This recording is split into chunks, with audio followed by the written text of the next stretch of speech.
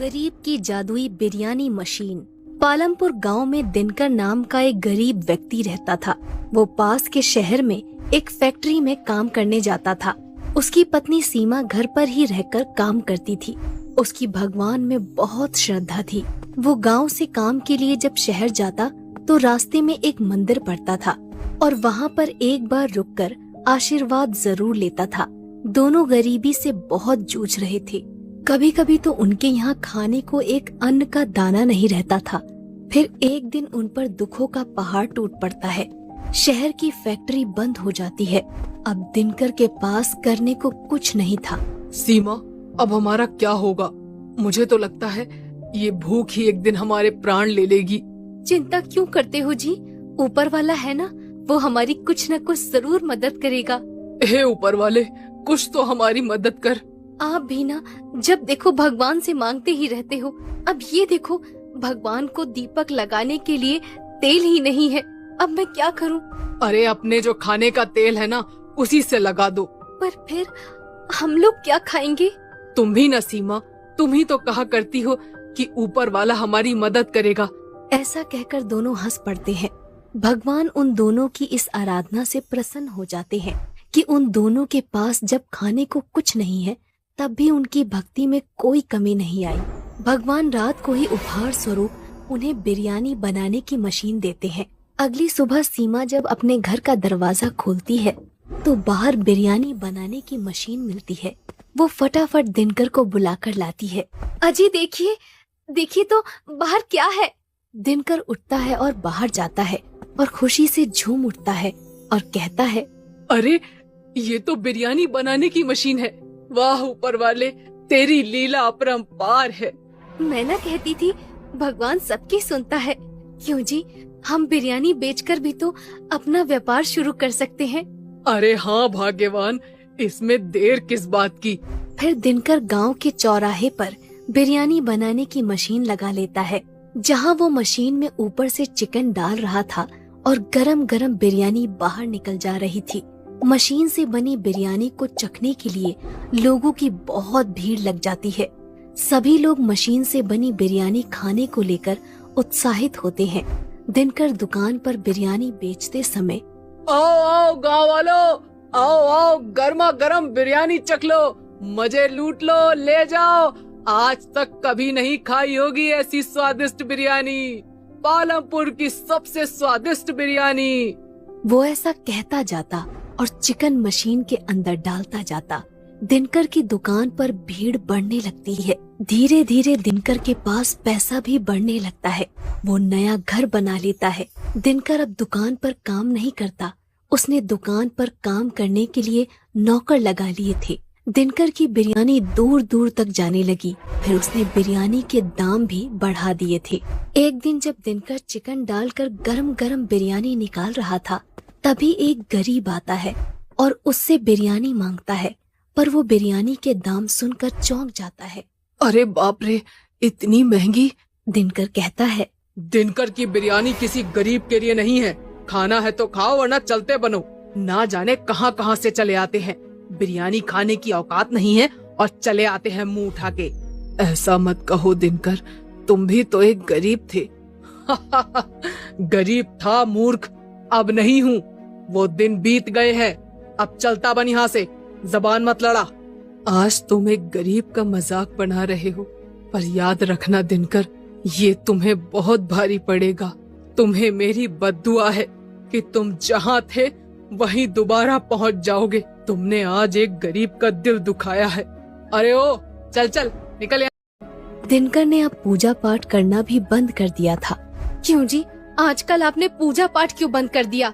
सीमा, तुम तो जानती ही हो मैं कितना व्यस्त रहता हूँ। आजकल इन सब चीजों के लिए समय ही कहाँ है। भगवान मेरे से वैसे ही बहुत खुश है। तुम देख तो रही हो ना, लक्ष्मी माता की कृपा कितनी है हम लोगों पर। आज हमारे पास क्या नहीं है? घर है, जमीन है, दुकान है, काम करने के लिए नौकर भी हैं। भला भगवान की कृपा नहीं है तो ये सब क्या है? तुम बिल्कुल फिक्र मत करो सीमा, भगवान मुझसे बहुत खुश है। ऐसा नहीं है जी, व्यस्त तो हम सभी रहते हैं, पर हमें भगवान को कभी नहीं भूलना चाहिए। क्योंकि ये सब तो उन्हीं का दिया है ना। सीमा, अब तुम मेरा दिमाग मत खाओ। मुझे मत सिखाओ कि मुझे क्या करना चाहिए। तुम खाना लगाओ, मुझे खाना दो। कल वैसे भी बहुत काम है। ठीक है जी, जैसा आपको उचित लगे। मैं तो बस कहने से रही। ऐसा कहकर वो दिनकर के लिए खाना लगा देती है। ऐसे ही कई दिन बीतते गए। दुकान पर एक बार जब बिरयानी बनाने की मशीन चल रही थी, तब नौकर ने जल्दी जल्दी में परोसते समय एक प्लेट बिरयानी जमीन पर गिरा दी। दिनकर को ये देखकर बहुत गुस्सा आया। उसने कहा, मूर्ख, तेरे को अक्ल नहीं है क्या? हाथ पैर टूट गए क्या तेरे? काम नहीं करना आता तो आता क्यों है यहाँ पे? ऐसा कहकर उसने नौकर को एक लात मारी। बेचारा नौकर आगे जाकर गिर जाता है। चला जा यहाँ से, दूर हो जा मेरी नजरों से। तुम जैसे दो कौड़ी के लोगों की मुझे जरा भी जरूरत नहीं है। बेचारा नौकर गरीब मजबूर था। वो वहाँ से उठकर चला जाता है। दिनकर गुस्से में लाल होकर घर जाता है और सीमा उससे पूछती है, अजी क्या हो गया है आपको? आप बहुत गुस्से में दिखाई दे रहे हैं। कुछ नहीं हुआ। ये गरीब लोग, इन्होंने तो मेरा जीना ही हराम कर दिया है। कभी कोई बद्दुआ देकर जा रहा है तो कभी कोई काम ही नहीं आ रहा है। मैं तो परेशान हो गया हूँ इन गरीब लोगों से। कैसी बातें कर रहे हैं आप? ऐसा नहीं बोलते हैं। मत भूलिए कि हम कहाँ से उठकर आए हैं। आप भी इन्हीं लोगों की तरह मजदूरी करने जाते थे। अब तुम मत शुरू हो जाओ सीमा। कहाँ से उठकर आए हैं, कहाँ से उठकर आए हैं? हर कोई मुझे यही बात याद दिलाता रहता है। मुझे भी पता है कि मैं कहाँ से उठकर आया हूँ।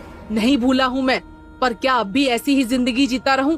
अमीर हूँ, अमीर की तरह रहूंगा। ऐसा कहकर दिनकर सोने चला जाता है। अगली सुबह दिनकर दुकान पर जाता है और मशीन चालू करता है और ऊपर से चिकन डालना शुरू करता है। पर ये क्या, वो देखता है कि बिरयानी बनकर निकलती ही नहीं है। बाहर ग्राहक भीड़ लगाकर खड़े रहते हैं। बिरयानी लाओ भाई। अरे दिनकर भाई, बिरयानी लाओ। अरे भाइयों, सब्र रखो।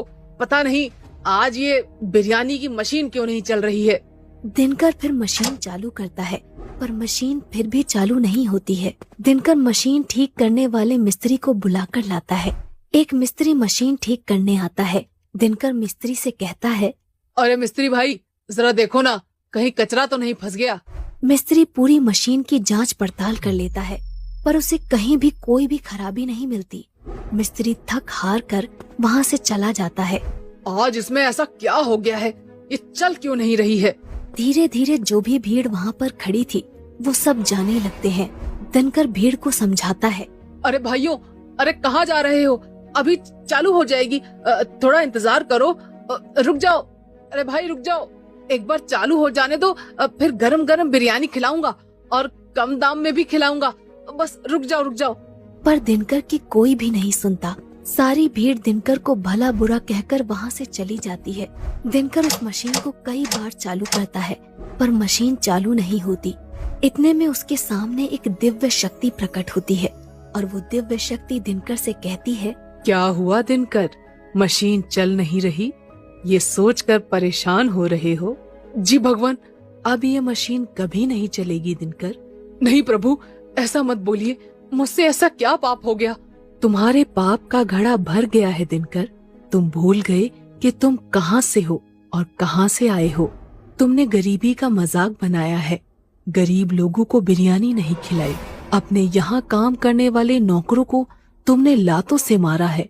तुमने जितने भी पुण्य किए थे वो सारे खत्म हो गए, और जिस गरीब को तुमने बिरयानी नहीं खिलाई वो गरीब और कोई नहीं, इंसान के भेष में मैं खुद था। मुझे माफ कर दीजिए प्रभु, आगे से ऐसी कोई गलती नहीं होगी, कभी नहीं होगी। मैं कभी किसी गरीब का मजाक नहीं बनाऊंगा और मुफ्त में गरीबों को बिरयानी खिलाऊंगा। पर मेरी मशीन वापस चालू करवा दीजिए।